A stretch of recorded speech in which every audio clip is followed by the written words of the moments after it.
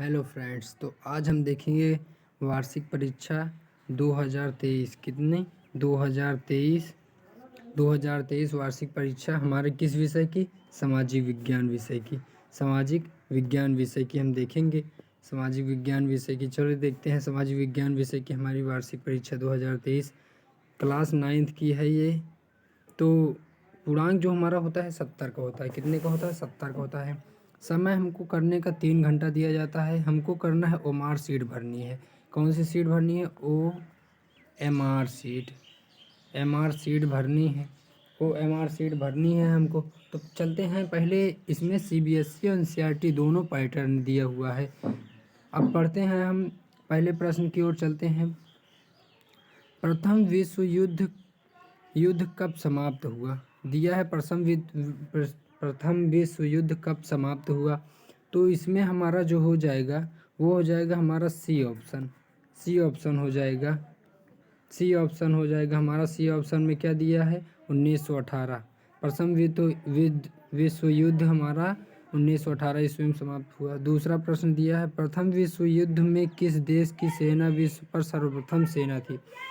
विश्व की सर्वप्रथम सेना कौन सी देश की थी? तो हमारी जर्मनी की सेना थी। कहाँ की सेना थी? जर्मनी की सेना थी। तीसरा प्रश्न, गंगा यमुना किस जगह मिलती हैं? आप बता सकते हैं गंगा यमुना कहाँ किस जगह मिलती हैं? तो हमारी प्रयागराज में मिलती हैं। कहाँ मिलती हैं? प्रयागराज में मिलती हैं। तो चलते हैं नेक्स्ट पेज पर। तो फिर देखते हैं चौथा प्रश्न, दक्षिण गंगा को किस नाम से जाना? दक्षिण गंगा को हम दक्षिण की गंगा को किस नदी को कहते हैं? दक्षिण की गंगा किस नदी को कहते हैं? हम ये देखेंगे। तो हमारा दिया है गोदावरी। गोदावरी को हम दक्षिण गंगा कहते हैं। और 26 जनवरी किस रूप में मनाते हैं? 26 जनवरी गणतंत्र दिवस के रूप में मनाया जाता है, रिपब्लिक डे जिसको कहते हैं। और संविधान के प्रारूप समिति के अध्यक्ष कौन थे? डॉक्टर भीमराव अंबेडकर थे हमारे। कौन थे? डॉक्टर भीमराव अंबेडकर। तो आगे वाले प्रश्न पर चलते हैं। The spirit of the laws the spirit of the laws the spirit of the laws किसकी रचना है? तो ये हमारी किसकी रचना है? ये हमारी मॉन्टेस्क्यू की रचना है। किसकी है? मॉन्टेस्क्यू की रचना है। मार्सिले क्या है? तो ये हमारे फ्रांस का राष्ट्रगान, नेशनल एंथम ऑफ फ्रांस, ये हमारे फ्रांस का राष्ट्रगान है। तो 9वां नंबर देखते हैं, गरीबी हटाओ किस पार्टी का नारा है? गरीबी हटाओ किस पार्टी का नारा है? हमारे कांग्रेस का नारा है। और इसको किसने दिया था? इंदिरा गांधी जी ने दिया था। तो आगे चलते हैं। हमारा जो ये हमारा फिर से आ गया है। तो चलते हैं।